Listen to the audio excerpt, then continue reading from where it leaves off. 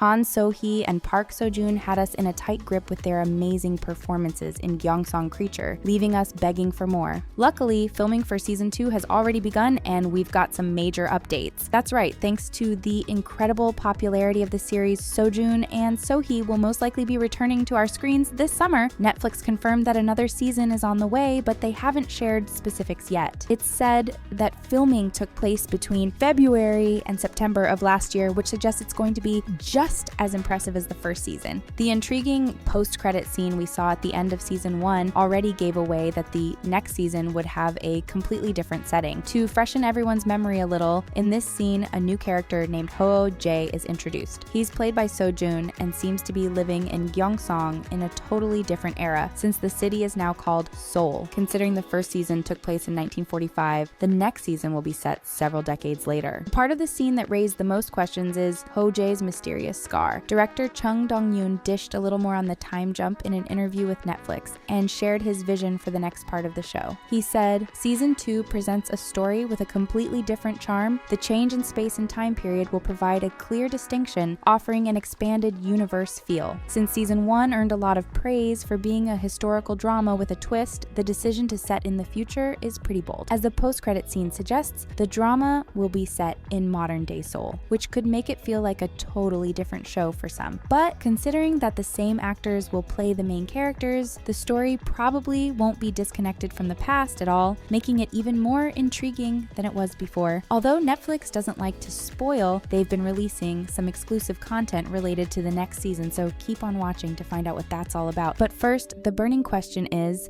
who and what is Ho-jae and how is he connected to Taesung? The resemblance between them is uncanny because, well, they're played by the same actor. The simplest, most logical explanation would be that they're related. For example, it could be that Taesung is his grandfather. Besides, in K-dramas, actors play their characters' descendants all the time, but keeping in mind all the twists and turns this drama presented to us in the first season, there's probably a lot more to the story. There's another wild theory that Ho-jae is actually Taesung and Chaeok's love child. That seems a little less likely though, since the show didn't even properly expand on their relationship yet. While Ho-jae could very much be some sort of descendant of Taesung, it can't be ruled out that it's still Taesung who now goes by the name of Ho-jae. How he managed to survive all those years is a big mystery, and Netflix is keeping a tight lid on any spoilers. If Taesung is actually still alive after all those years, it definitely has something to do with the mysterious powers of the Najin. The biggest clue that Taesung is still alive is the eerie scar on Ho-jae's neck. Judging from what we know about the monsterization process, this scar shows he may have transformed into some sort of monster, or even had some type of mysterious surgery performed on him to become immortal. That would explain why he never aged a day, even though decades passed. Although we don't know all the details of Kato's experiments with the Najin, there's a good possibility Taesung got infected sometime during the time jump, causing him to become an immortal monster. It's not far-fetched to believe that he was the one who drank the contaminated water from episode 7, which means he could have transformed without even knowing. Episode 7 ended with Taesung walking out of the hospital completely covered in blood, even leaving a mark of blood on the wall. There's no denying that's pretty ominous, and it could even be an indication that he's now a monster. Another hint might be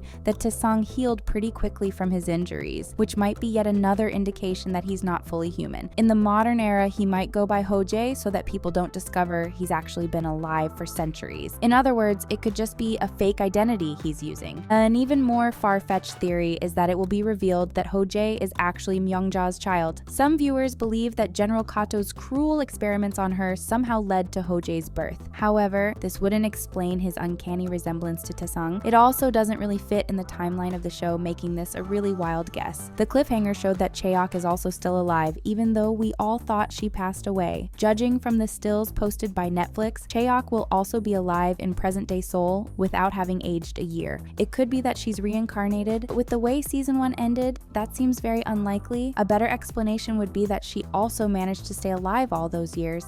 Taesung and Chaeok's love story was the driving force of the first season, so it wouldn't make sense if the director left their relationship unexplored. If both actors play descendants of their characters, that would mean Chaeok and Taesung never got together and had separate families. The best explanation is that those infected with the Najin age much slower than average humans, which is why both of them still look the same. Chaeok was infected in the final scene, when her mother transformed part of the parasite into her to save her life. If this is really the case, that means Chae-ok is no longer human and has some sort of special powers. Although it's not exactly charming to be a brain-eating monster, it's the most logical explanation as to why we'll see her in present-day Seoul. To satisfy fans a little more, Netflix Korea released a few stills of season 2 where we can see the two in the present day. In one of the pictures, Sohee is covered in blood yet again, meaning there's definitely going to be a lot more suspense this time around. The other picture shows Seo-joon in a place full of antique items, hinting at a time shift in the storyline. The pictures also obviously confirm that Sohee and Seo-joon will be back to claim the lead roles. In the caption, they wrote, "After 78 years, let us meet again." In other words, we're in for a wild ride, considering that the timeline will be completely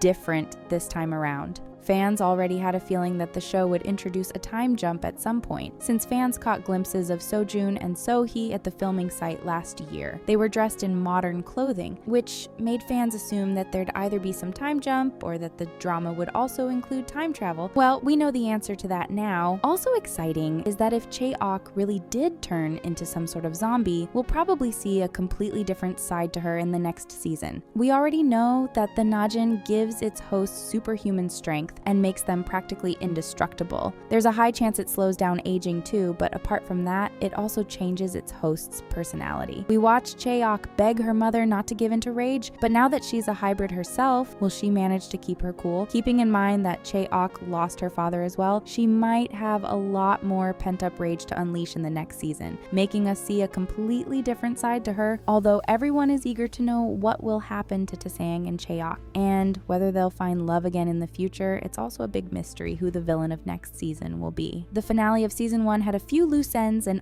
ominous hints at trouble in the future. For instance, the fate of Myungja's child is one undiscovered subplot that could cause a lot of chaos. We know that Lady Meta chose to experiment on Myungja out of spite, since she was the mistress of her husband. However, it seems like she didn't think through the consequences of her actions. In the final episode, we saw Myungja give birth to a baby while contaminated with the Najin. In the final scene, we see General Kato holding the newborn. While part of the Najin slithers under their skin, the baby has green, inhumane-looking eyes, suggesting that they'll grow up to be a monster. Considering the child is left in terrible hands, it could grow up to be the main villain in season 2. The story of Meta and General Kato might not be over either. Meta somehow miraculously survived the hospital fire. Even though she was right beside the explosion, we know that Kato had some of the Najin left and even offered it to Meta when Joseon gained its independence. He left the glass of water, which may or may not have been contaminated with the Najin in her possession. We have no idea what she did with this glass. There's a possibility she decided to drink it to get powers of her own, or perhaps she decided to continue the experiments and decided to raise Myungja's baby on her own. It could even be that Kato forced her to turn because he needed her alive for her funds. Whatever went down, there's a big possibility that she'll return for the second season to cause even more trouble.